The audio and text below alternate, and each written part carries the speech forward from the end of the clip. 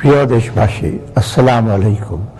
শুরুতেই বিনম্র শ্রদ্ধা স্মরণ করছি মহান মুক্তিযুদ্ধের শহীদ এবং সম্ভ্রম হারা মা বোনদের, যাদের চূড়ান্ত আত্মত্যাগের বিনিময়ে আমরা পেয়েছি একটি স্বাধীন দেশ। শ্রদ্ধায় স্মরণ করছি গত বছরের জুলাই আগস্ট মাসের বিপ্লবের অকুতভয় শহীদগণকে, যারা দ্বিধাহীন ত্যাগের মহিমায় মৃত্যুকে ছাড়িয়ে আরোহণ করেছেন অনন্য উচ্চতায়। মহান আল্লাহ রাব্বুল আলামিনের কাছে আমি তাদের সকলের আত্মার মাগফিরাত কামনা করছি।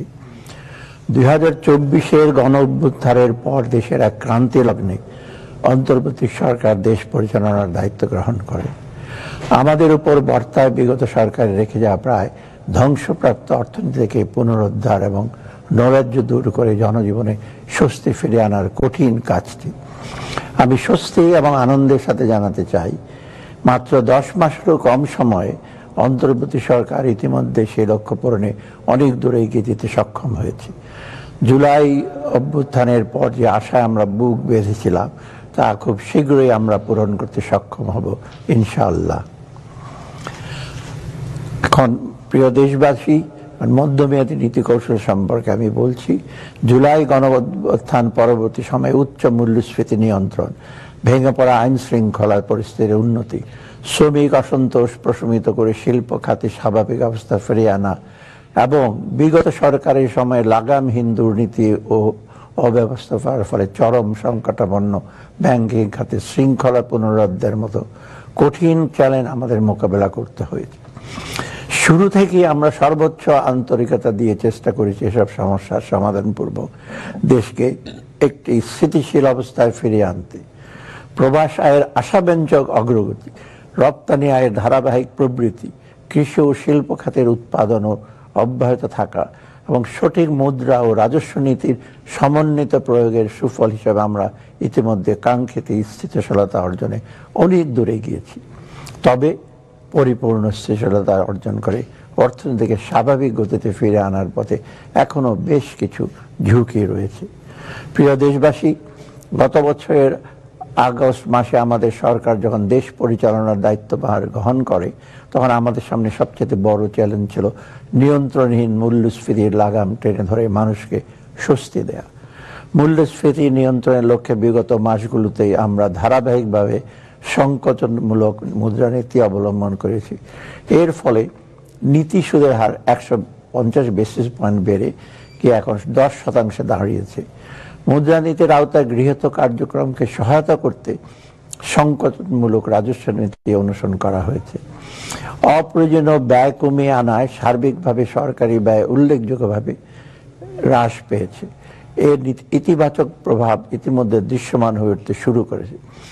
পয়েন্ট টু পয়েন্ট মূল্যস্ফীতি 2024 সালের ডিসেম্বর মাসে 10.89% থেকে হ্রাস পেয়ে 2025-এর এপ্রিল মাসে 9.1% নেমে এসেছে। আসার কথা হলো, এবারে রমজান মাসে নিত্য প্রয়োজনের পণ্যের বাজার স্মরণকালের মধ্যে সবচেয়ে স্থিতিশীল ছিল। এ ধারা অব্যাহত থাকলে এই জুন মাসেই পয়েন্ট টু পয়েন্ট মূল্যস্ফীতি 8% কোঠায় নেমে আসবে। মূল্যস্ফীতির সাথে এই লড়াইয়ের ফলে আমাদের জিডিপি প্রবৃদ্ধির অন্যান্য বছরের তুলনায় কিছুটা কম হতে পারে। প্রিয় দেশবাসী, মূল্যস্ফীতির নিম্নমুখী ধারা অব্যাহত রাখার ক্ষেত্রে বৈদেশিক মুদ্রার বিপরীতে টাকার বিনিময় হার স্থিতিশীল থাকা একটি জরুরি। তবে নিশ্চিত করতে হলে বৈদেশিক মুদ্রার রিজার্ভ স্থিতিশীল থাকাটা অত্যাবশ্যক। প্রবাস আয়ের প্রবৃদ্ধি আশাব্যঞ্জক হওয়ায় এবং রপ্তানিতে স্থিতিশীল থাকায় বৈদেশিক মুদ্রার রিজার্ভ এপ্রিল মাসে বৃদ্ধি পেয়ে 27.4 বিলিয়ন মার্কিন ডলারে উন্নীত হয়েছে, যা টাকার বিনিময় হার স্থিতিশীল রাখতে গুরুত্বপূর্ণ ভূমিকা পালন করেছে। সে কারণে আমরা বিগত 14 মে তারিখে বাজার ভিত্তিক মুদ্রা বিনিময় হার চালু করেছি। খাদ্য নিরাপত্তা নিশ্চিত করা আমাদের অন্যতম প্রধান অগ্রাধিকার। গত বছর আকস্মিক বন্যায় আউশ এবং আমন উৎপাদন লক্ষ্যমাত্রার চাইতে কম হয় খাদ্যশস্যের মজুদে কিছুটা ঘাটতি দেখা দেয়। এই ঘাটতি কাটিয়ে উঠতে আমরা 9 লক্ষ মেট্রিক টন চাল এবং 7 লক্ষ মেট্রিক টন গম আমদানির সিদ্ধান্ত নিই, যার আওতায় ইতিমধ্যেই 8,50,000 মেট্রিক টন চাল এবং 2 লক্ষ মেট্রিক টন গম আমদানি করা হয়েছে। পাশাপাশি মাঠ পর্যায়ে কৃষকের ন্যায্য মূল্য নিশ্চিত করে কৃষি উৎপাদনের জন্য সার সহ অন্যান্য উপকরণের প্রয়োজনীয় ভর্তুকি দিচ্ছি। এছাড়া খাদ্য নিরাপত্তার গুরুত্ব বিবেচনায় সারের মজুদ বা বাফার স্টক বৃদ্ধি করা হয়েছে। প্রিয় দেশবাসী, নাগরিকদের জীবনযাত্রার মান উন্নয়নের পাশাপাশি অর্থনীতিকে সচল রাখতে জ্বালানির পর্যাপ্ত সরবরাহ নিশ্চিত করা এবং একই সাথে তা যথাসম্ভব সাশ্রয়ী রাখা অত্যন্ত গুরুত্বপূর্ণ। বিদ্যমান উচ্চ মূল্যস্ফীতির প্রেক্ষাপটে নীতিগতভাবে আমরা বিদ্যুতের মূল্য আপাতত না বাড়ানোর সিদ্ধান্ত নিয়েছি। বিদ্যুৎ খাতে প্রদত্ত ভর্তুকির পরিমাণ ক্রমান্বয়ে হ্রাস করার লক্ষ্যে বিদ্যুৎ উৎপাদনের সার্বিক ব্যয় 10% কমানোর পরিকল্পনা হাতে নেওয়া হয়েছে। আমরা বিদ্যুৎ ক্রয় চুক্তিগুলো পর্যালোচনা করছি এবং বিদ্যুৎ উৎপাদন ব্যয় কমাতে এনার্জি অডিট করার উদ্যোগ নিয়েছি। এই বছরের মধ্যে আভ্যন্তরীণ উৎস থেকে 648 মিলিয়ন ঘনফুট গ্যাস সরবরাহ করার এবং 2028 সালের মধ্যে স্থানীয় কূপ থেকে অতিরিক্ত 1500 মিলিয়ন ঘনফুট গ্যাস উত্তোলনের পরিকল্পনা গ্রহণ করা হয়েছে। আমদানির তুলনায় রপ্তানিতে অধিক প্রবৃদ্ধি অব্যাহত থাকায় চলতি হিসাবের ভারসাম্যে ক্রমাগত উন্নতি সাধিত হচ্ছে। 2025 সালের মার্চ মাসের শেষে চলতি হিসাবের ঘাটতি হ্রাস পেয়ে দাঁড়িয়েছে 0.66 বিলিয়ন মার্কিন ডলারে। তবে সরকারের কিচ্ছা সাধন নীতি চলমান থাকায় উন্নয়ন প্রকল্পের গতি কিছুটা স্লথ হয়ে পড়েছে এবং এর ফলে প্রকল্পগুলির জন্য প্রতিশ্রুত বৈদেশিক ঋণধারে ধীর গতি দেখা যাচ্ছে। তবে চলতি অর্থ বছরের জুন নাগাদ আমরা বিভিন্ন উন্নয়ন সহযোগিতার নিকট হতে আরও প্রায় 3.6 বিলিয়ন মার্কিন ডলার বাজেট সহায়তা পাবে মর্মে প্রত্যাশা করছি। প্রিয় দেশবাসী, মধ্যমেয়াদী অর্থনীতির গতি পুনরুদ্ধারের লক্ষ্যে কর জিডিপি অনুপাত বৃদ্ধির কোনো বিকল্প নেই। অথচ তুলনীয় অনেক দেশের চাইতে বাংলাদেশের কর জিডিপি অনুপাত উল্লেখযোগ্য পরিমাণে কম। রাজস্ব খাতকে আরও গতিশীল করতে এবং রাজস্ব আহরণের স্বচ্ছতা বৃদ্ধি করতে ইতিমধ্যে আমরা বেশ কিছু উল্লেখযোগ্য পদক্ষেপ গ্রহণ করেছি। অটোমেটেড ব্যবস্থার মাধ্যমে আয়কর রিটার্ন দাখিল সহজ করা হয়েছে, কর আদায় বৃত্তিকে নতুন কর অফিস স্থাপন করা হয়েছে এবং কর আহরণের মধ্য দীর্ঘমেয়াদী রাজস্ব কৌশল তৈরি করা হয়েছে।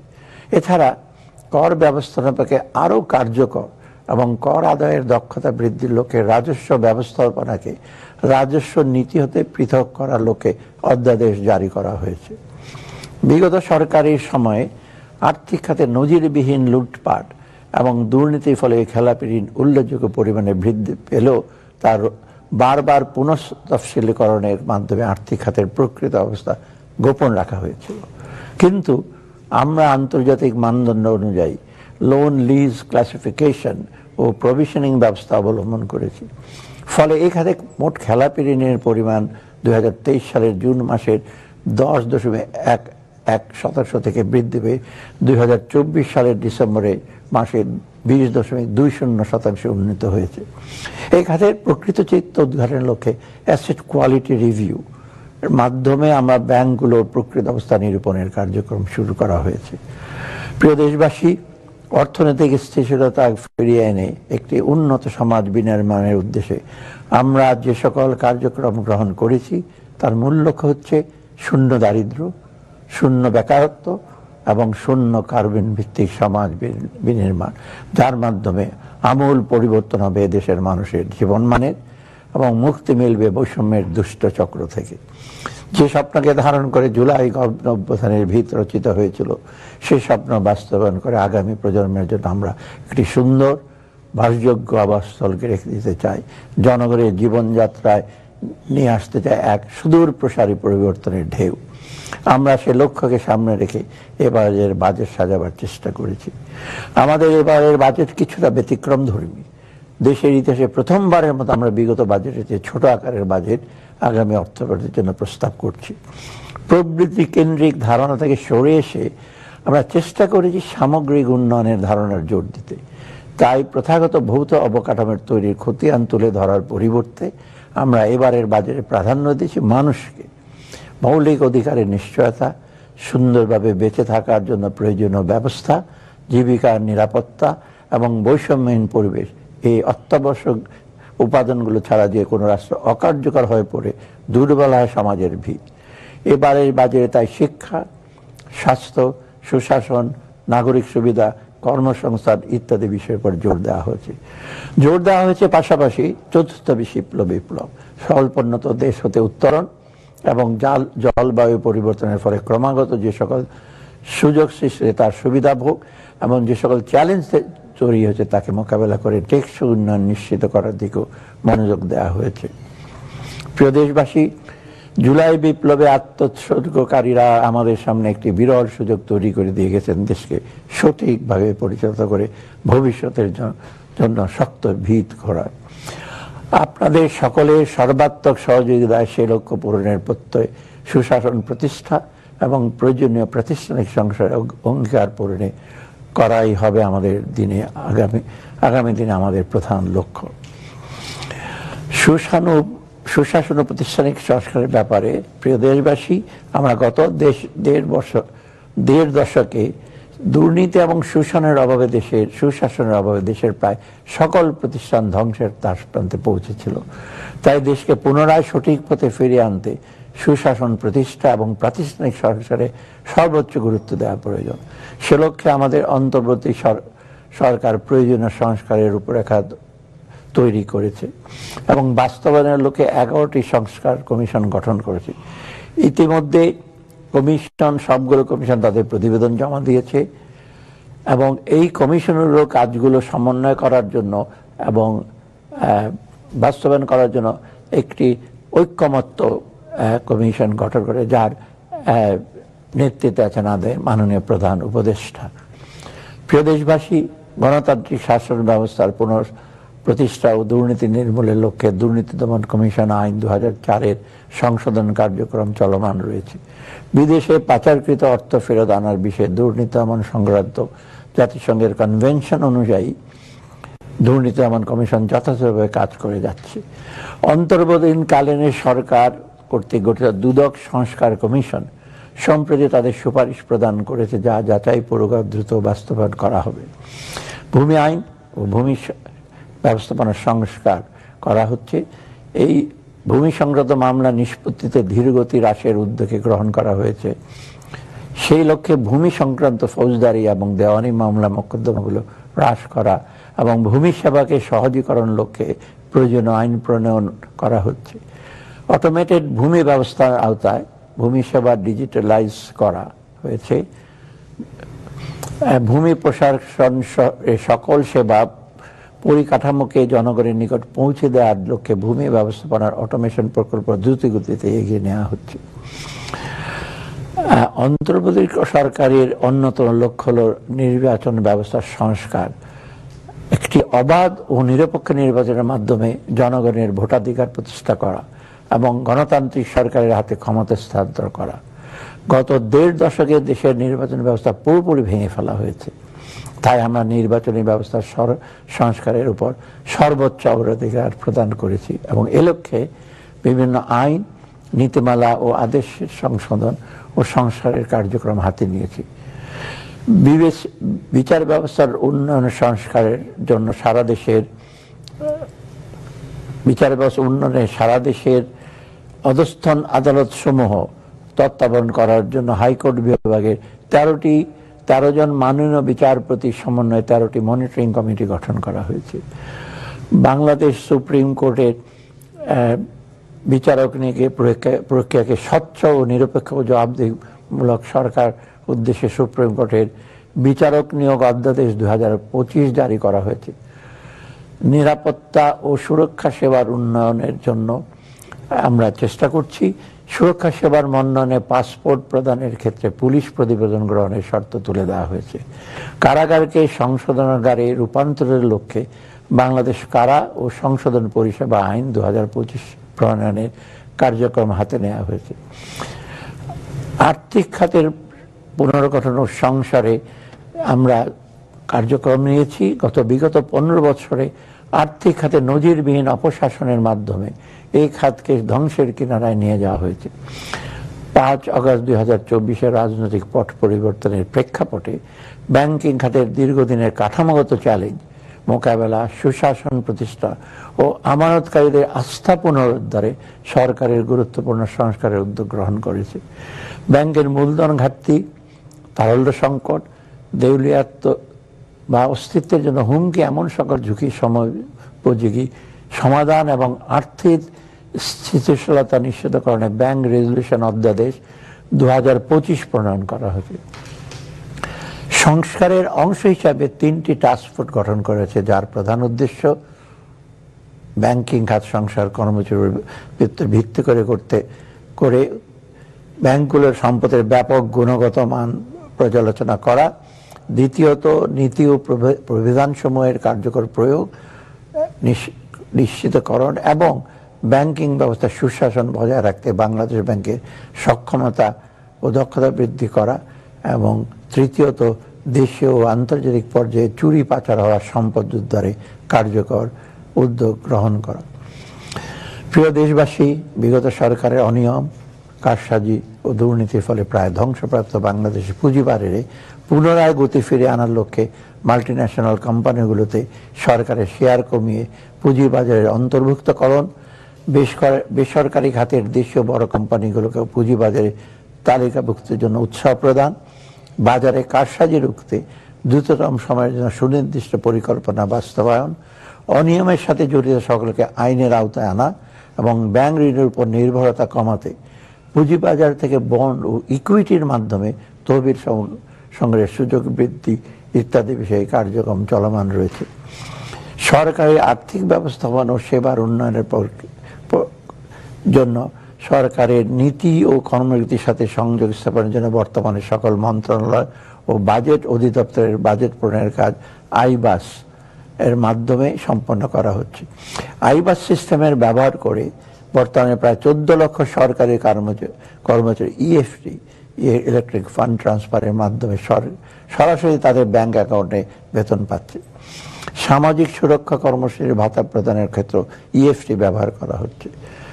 সরকারের অনুদান ও সাহায্য মঞ্জুরির সঠিক তথ্য সংগ্রহ এবং সুষ্ঠু ব্যবস্থাপনার লক্ষ্যে 172টি স্বায়ত্তশাসিত প্রতিষ্ঠানের অধীন বাস্তবায়ন প্রকল্পের বিপরীতে সরকারি হিসাবে পার্সোনাল লেজার পিএল অ্যাকাউন্ট খোলা হয়েছে।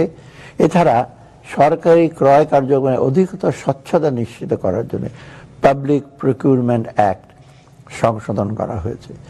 ঘরে বসে ঝামেলাবিহীন উপায়ে এক ঠিকানায় সকল সরকারি সেবা অনলাইনে প্রদানের লক্ষ্যে নিয়ে অচিরেই নাগরিক সেবা শীর্ষক প্ল্যাটফর্ম চালু করা হবে। এই উদ্যোগের মাধ্যমে বিপুল সংখ্যক তরুণ তরুণীর উদ্যোক্তা হিসাবে আয়ের সুযোগও তৈরি হবে। প্রিয় দেশবাসী, বিগত সরকারের রেখে যাওয়া সংকটাপন্ন অর্থনীতিকে স্বাভাবিক অবস্থায় ফিরিয়ে আনার লক্ষ্যে বিভিন্ন গুরুত্বপূর্ণ অর্থনৈতিক বিষয় restrategizing the economy and mobilizing resources for equitable and sustainable development শীর্ষক টাস্কফোর্স থেকে এবং দুর্নীতি ও অর্থনৈতিক অবস্থার সংক্রান্ত বিষয়ে শ্বেতপত্র কমিটির থেকে ইতিমধ্যে সুপারিশ পাওয়া গেছে। জাতীয় অর্থনৈতিক পরিকল্পনা গ্রহণ ও বাস্তবায়ন এবং পরবর্তী অধ্যায়ে বিবৃত খাত ভিত্তিক অগ্রাধিকার নির্ধারণের ক্ষেত্রে এই সকল সুপারিশসমূহ বিবেচনায় নেওয়া হয়েছে।